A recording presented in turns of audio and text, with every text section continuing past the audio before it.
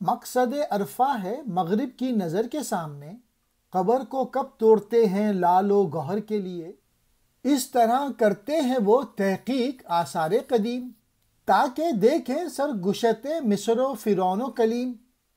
علم و حکمت کچھ نہیں جز کشف اسرار نہاں، حکمت بے جستجو کی قدر و وقت ہے کہاں، قبر سے میری خزینہ علم و حکمت کا ملا، لیکن آخر تربت مہندی کے اندر کیا ملا۔ ذو الخرطوم۔ خرطوم سوڈان کا مشہور شہر ہے جسے کچس نے فتح کیا تھا، اس لیے حکومت برطانیہ نے اسے لارڈ ذو الخرطوم کا خطاب دیا، جس کا عربی ترجمہ ہے ذو الخرطوم۔ انگریزوں کا مقصد بلند ہے، انہوں نے لال و گوہر کی خاطر فرعونوں کی قبریں نہیں کھودیں۔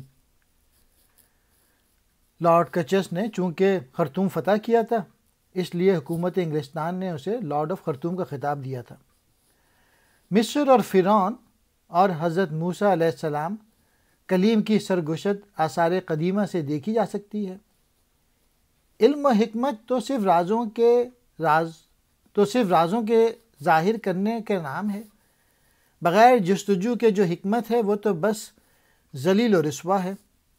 اب فرعون کہتا ہے ہماری قبر کو تو علم و حکمت نے کھودا، یعنی آثار قدیمہ نے ہماری قبریں کھودی تھیں، لیکن مہندی سوڈانی کی قبر کے اندر کیا تھا؟